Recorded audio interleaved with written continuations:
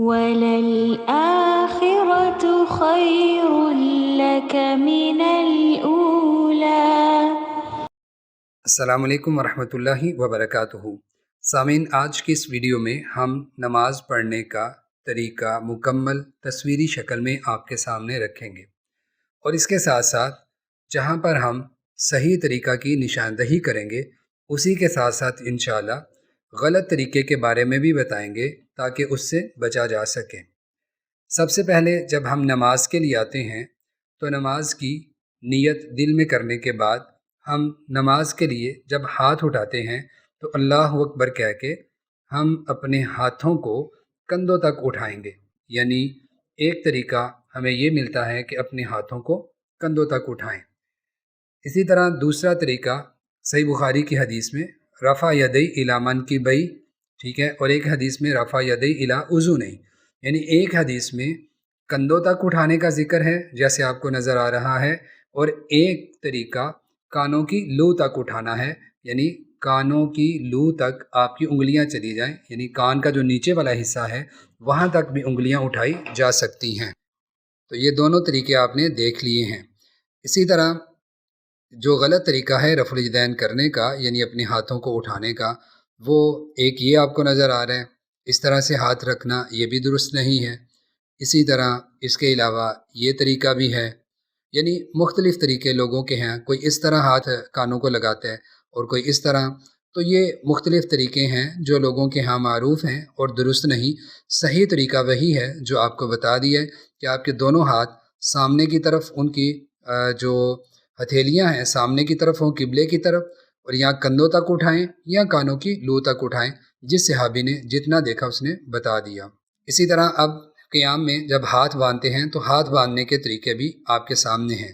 3 طرح سے ہاتھ باندھے جا سکتے ہیں۔ نمبر 1، ہاتھ پر ہاتھ رکھنا، ٹھیک ہے، یہ بھی حدیث ابن خزیمہ سے ثابت ہے۔ اسی طرح دوسرا طریقہ ہے جو نبی صلی اللہ علیہ وسلم سے ملتا ہے، وہ ہے اپنے دائیں ہاتھ کو بائیں ہاتھ کی کونی پر رکھنا، یعنی ذراع پر، ٹھیک ہے۔ اسی طرح تیسرا طریقہ ہے کہ جو یہ جوڑ ہے دونوں ہاتھوں کے ساتھ، اس جوڑ کے اوپر جوڑ آ جائے، تو یہ ایک تیسرا طریقہ ہے۔ تو یہ ہاتھ باندھنے کے 3 طریقے آپ کو بتا دیے۔ اچھا، جہاں تک ہاتھ رکھنے کا تعلق ہے تو وہ ناف سے لے کے سینے تک، یعنی اس جگہ پر کسی بھی جگہ پر رکھے جا سکتے ہیں۔ ابن خزیمہ کی اور ابن حبان کی جو روایت ہے اس میں نبی صلی اللہ علیہ وسلم سے جو حدیث ملتی ہے وہ یہ ہے، وضع یدہ الیمنی علی الیسری علی صدرہ، کہ دائیں ہاتھ کو بائیں ہاتھ پر رکھ کر سینے پر رکھا۔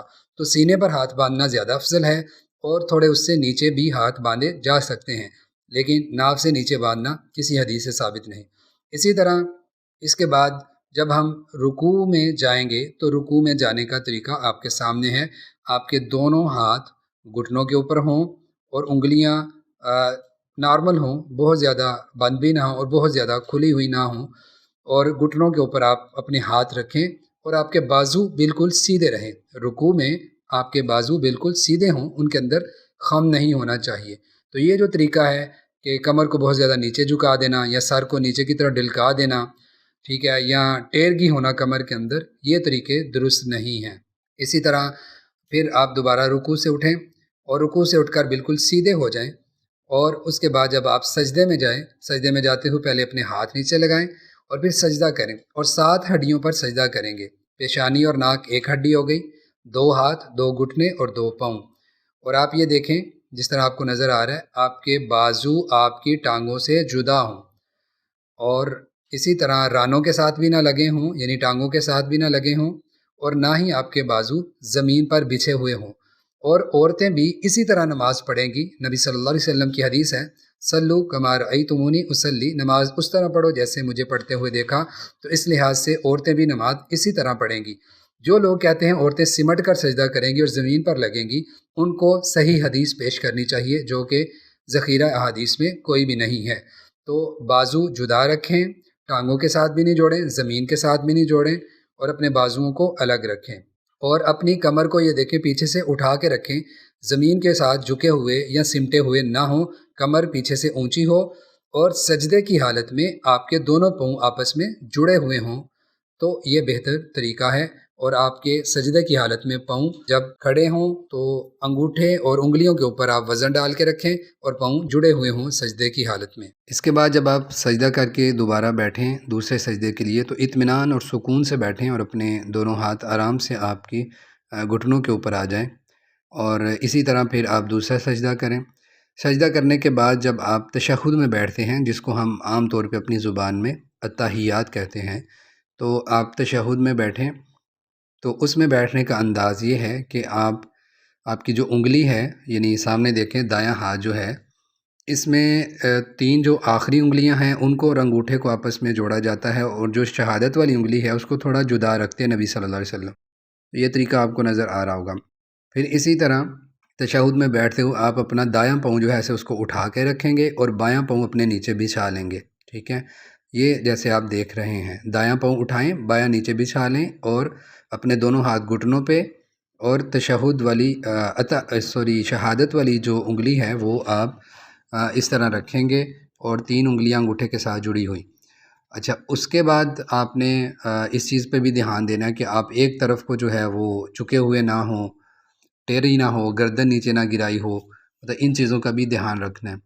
اور اس کے علاوہ یہ کہ تشہد میں نبی صلی اللہ علیہ وسلم جب تحیات وغیرہ یعنی جب ہم پڑھیں گے تو وقتاً فوقتاً اپنی انگلی کو ہلاتے رہنا بھی سنت ہے۔ ایک دفعہ بھی آپ اشہد ان لا الہ الا اللہ پہ انگلی کھڑی کریں اور بعد میں چھوڑ دیں تو کافی ہے، لیکن کبھی کبھی ہلاتے رہنا بھی سنن ترمذی کی روایت کے مطابق یہ بھی درست ہے۔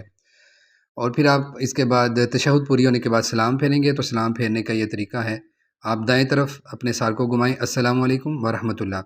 اب یہاں پہ سلام پھیرتے وقت آرام سے پہلے نیچے کی طرف منہ لے کے جانا، ادھر کو کرنا، جھک جانا، یہ کچھ بھی نہیں ہے، آرام سے آپ دائیں طرف سلام پھیر دیں۔ حدیث میں ہے نبی صلی اللہ علیہ وسلم جب سلام پھیرتے تو ان کا چہرہ اتنا پیچھے کی طرف مڑا ہوا ہوتا کہ آپ کے رخسار کی سفیدی جو ہے وہ صحابہ کرام کو پیچھے سے نظر آتی۔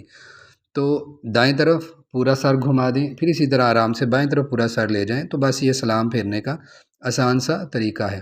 اچھا، اس میں ایک چیز یہ ہے کہ جب آپ تشہد میں ہوتے تو آپ تورک بھی کرتے، آخری جو رکعت ہوتی نماز کی اس میں تورک کرتے، یعنی تشہد میں بیٹھے ہوئے آپ اپنے بائیں پاؤں کو اپنی دائیں ٹانگ کے نیچے سے نکالتے۔ عام طور پہ عورتیں اس طرح بیٹھتی ہیں لیکن مرد تورک نہیں کرتے، جو کہ کرنا چاہیے۔ جو بھی نماز کی آخری رکعت ہوگی اس آخری رکعت میں تورک کیا جائے گا، اس طرح سے اپنی بائیں پاؤں کو دائیں ٹانگ کے نیچے سے نکالیں گے اور سرین کے اوپر بیٹھیں گے اور دایاں پاؤں اٹھا کے رکھیں گے۔